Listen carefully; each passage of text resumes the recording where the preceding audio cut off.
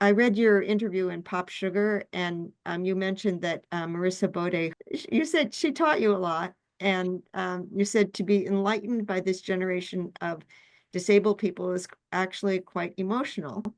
That Marissa is so enlightened, so compassionate, has such integrity, and really stands for her beliefs. She's taught me a lot. Do you want to elaborate a little bit on that? Sure. I think, I'm 53 and my life, when I was her age, I didn't, there wasn't I didn't have access to a community. And I think she's taught me community is so important. And I don't know why it never really occurred to me before. That was what was missing out of my life. And I didn't know that, and I think it's being around her and watching her has kind of healed an inner child in me that was unmet, and I felt like I was always trying to fit in to a world that didn't wasn't accessible to me. And even with people, every setting I've ever worked at, even my school, I was the only disabled person. And then in every job I had, I was the only, bar one of my jobs, actually two jobs that I had as a dancer, I was the only disabled person for many, many years. I worked with a deaf and hearing dance theatre company, and that really expanded my mind. I pursued sign language for a long time after that. I'm level three qualified sign language interpreter as well, BSL, not ASL.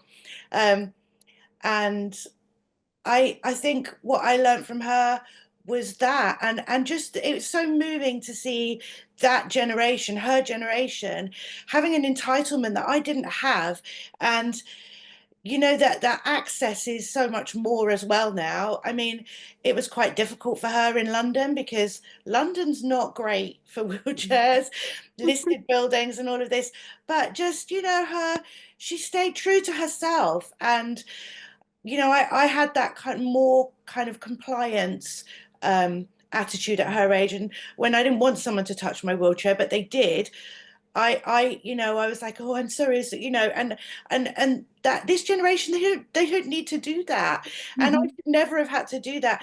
And so it's just kind of healed for me a lot of stuff and it's really beautiful to see her carry herself with this. She's a beacon, and she has a sense of her right and what is right and wrong, and she speaks her mind, and she doesn't fear complaining, like, that stigma attached for disabled people is if you complain, you might not get hired, and you don't want to be that person that's too difficult to hire. And that kind of compliance and gratitude that has for so many years been something that disabled people have had to deal with and wear. That seems to have been is being broken down. And that fear of complaining or saying what you need as impacting your chances of employment are diminishing, and that's wonderful. And all of those things I saw, like through Marissa, like a beacon. I hope that answers your Yeah, question. no, I think that's a wonderful summary almost of sort of the progression of disability rights. And Yeah. um, yeah, I think it is very generational. I do see so much more ability to ask for what you need and tell people what you need and feel it is your right. Yeah. Absolutely.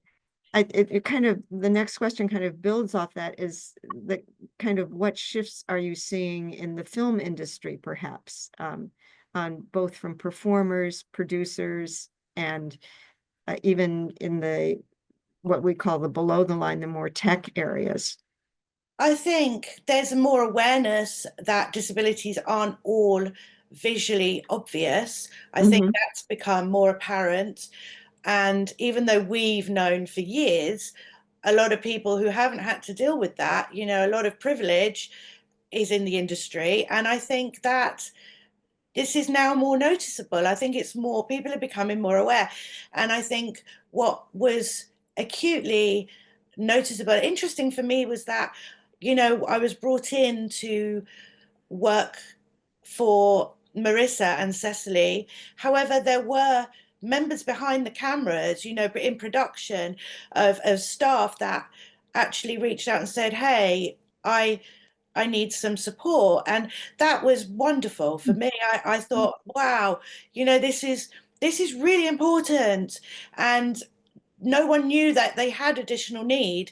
And I can help that their experience be better and help them be able to perform at the top of their game rather than at a disadvantage because they're dealing with all of this inaccessibility or anxiety because they didn't have anybody to ask for even the smallest thing. So I think it is changing, but we have to be very patient because it moves at a very slow rate.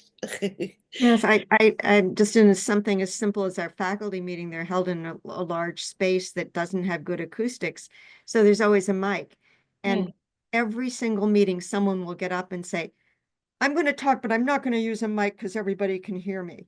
And everybody can't. And Yeah, so I'm always saying, could you please use the mic? There are people that can't hear and don't want to be identify themselves. And it's very slow. It just, little simple things. yeah, absolutely, absolutely. I think, the more we say, the more not everything gets heard, but I think a lot. I think Wicked had such a a, a, a stand. It had such a huge impact on the world that it's a really great platform. That's the word I'm looking for. It had Mhm. a brilliant platform, and so I think it's made a huge impact on the industry. I think so too. But I think also I'm excited to have this interview because I want to even highlight it more. I mean, I really want to, I mean, and you've certainly been like a really team player. There are a lot of interviews and things about you. So you're really part of the production. It's great. Um, so there's an article in the Wrap about the increasing number of production access coordinators, and it includes a quote from Ashley Eakin, one of the DGA founders of their disability committee. And she says she hopes that PACs become just as standard as intimacy coordinators. And she says we learned from COVID that when we needed, we can add safety measures and create roles practically overnight. So obviously, people living with disabilities have been here, but PACs are only recently becoming, well known. And so, when did you first start seeing production access coordinators as a position? Um, in recent years, really. But my first role was on Wicked as that within production, yes. So it's new for me, but it is a fairly new situation, but it has been happening for a few years. There are training courses here in the UK. Mm. There's training happening in the States. Um, it is newer than it should be, but it is there. It's just whether the production company are investing in that being important enough, really. It's just about the powers that be, and luckily, um, the production team on Wicked saw that as being vital, and so it needs to be more widespread. I mean, that article is brilliant. I love that article.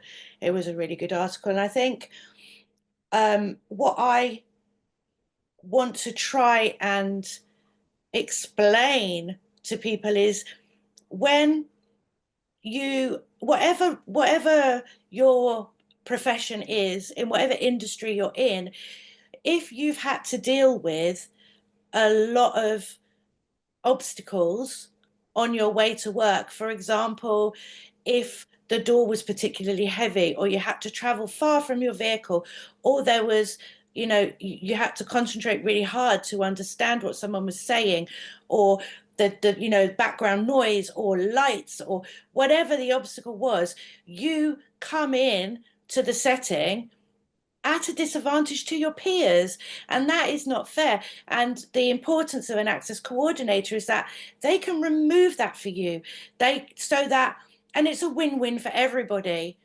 because you're getting whoever you're employing, you're getting them at the top of their game. They are able to perform at the best they can be, rather than 30% less than everyone else because 10% was trying to get out of the car on a drop curb, and just, these things, these simple things.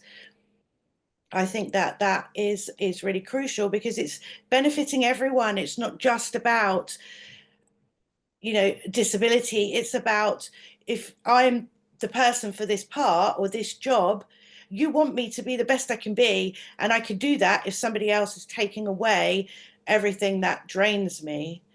Mhm.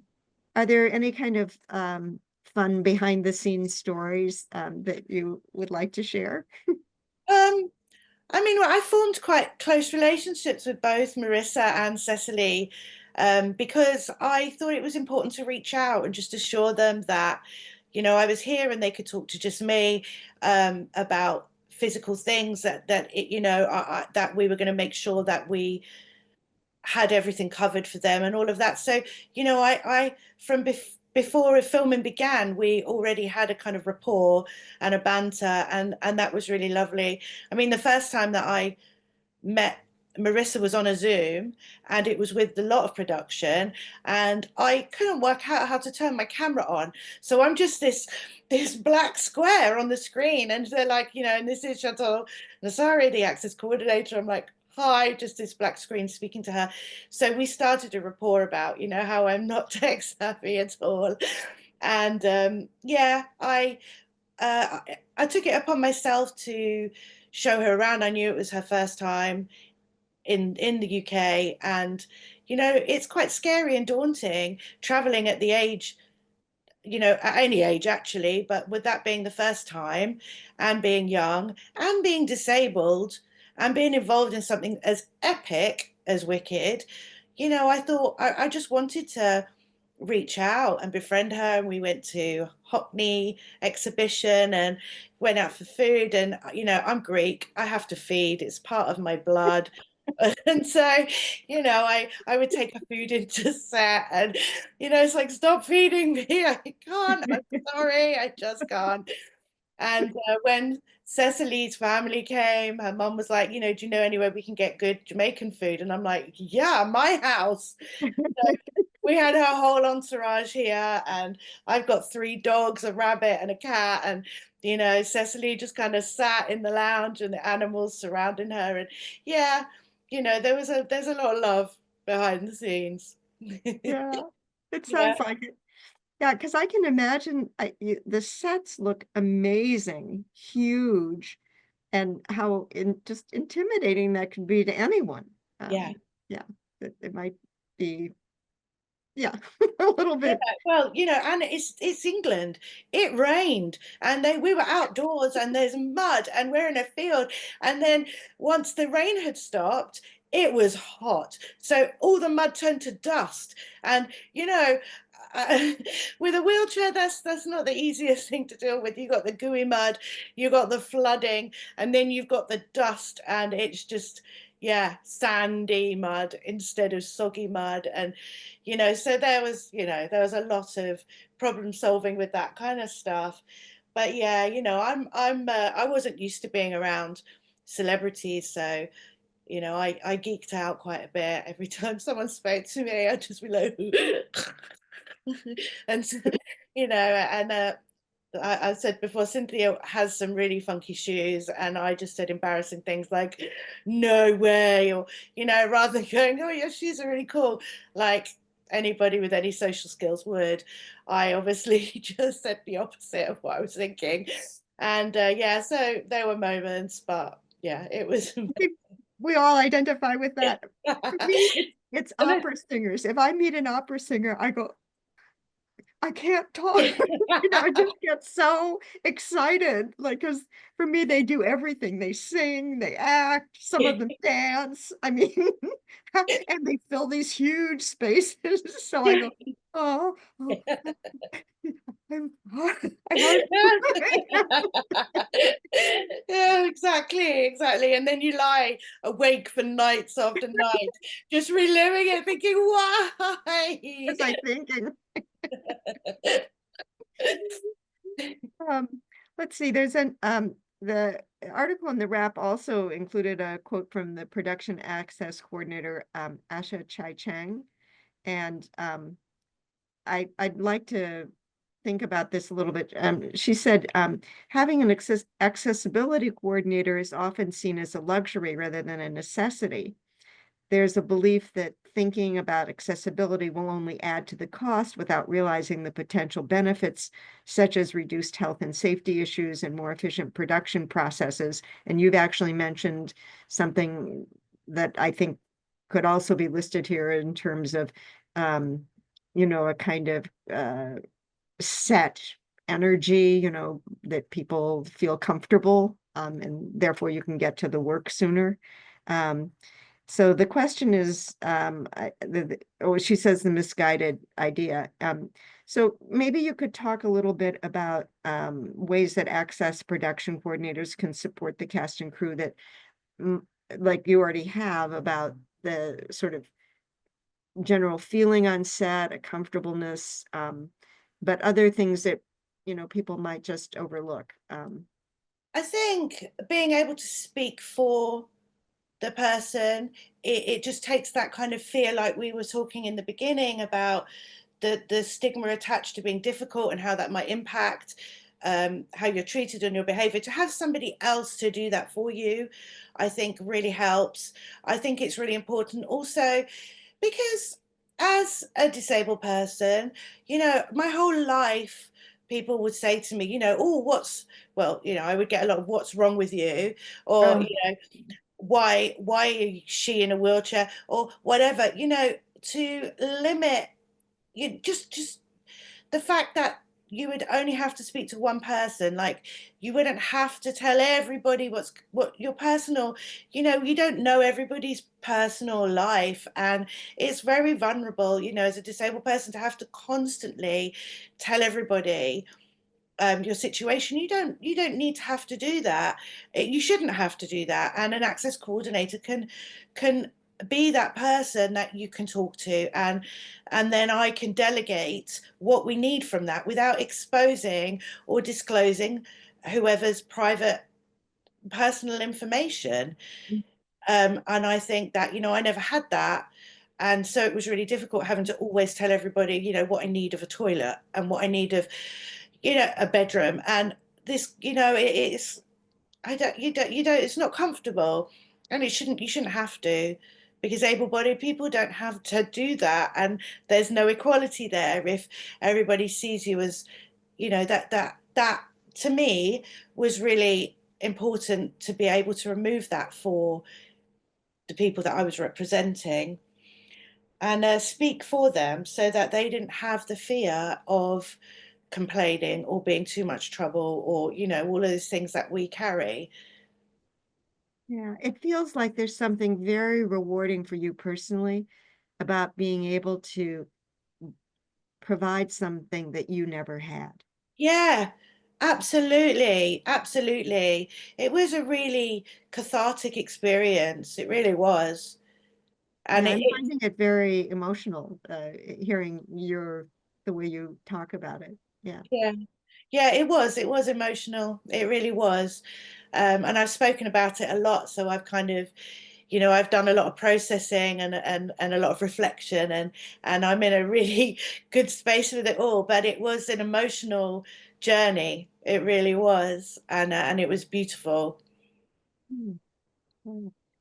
Um, so I'm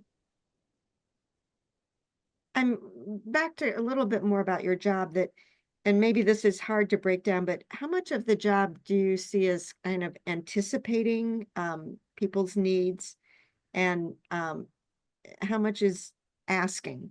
like, what's going to happen next, or because I'm assuming that most people haven't worked with an accessibility coordinator, so they don't really have a protocol.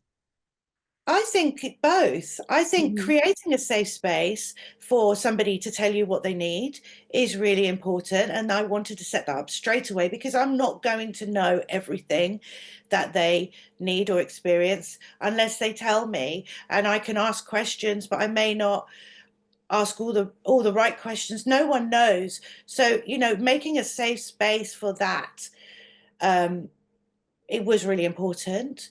But also anticipating, like I wanted to remove things like small things, like there's a misconception that we need wheelchair users need big ramps to like speed bumps to go over a cable. That's actually far harder to negotiate than just putting a rubber mat down on the floor over the wire and those kind of things. They don't need to think about that, you know and like you were saying about the microphone in a hall, they didn't need to say that because that's where I step in. That's my job. But Mhm. it is also equally important, as I said, for there to be a safe space for both people to say, I need this. Um, small things like the green room could have a particularly heavy door. How are you supposed to get out? If there's no one there, you need some kind of a system in place to contact somebody at the front desk or whatever. All these little details. That's my job, and I can do that. But the personal tweaks, everyone's disability is different. There's no two identical situations. So, yeah, a safe space for them to be able to tell you what they need is really crucial too. I think so too.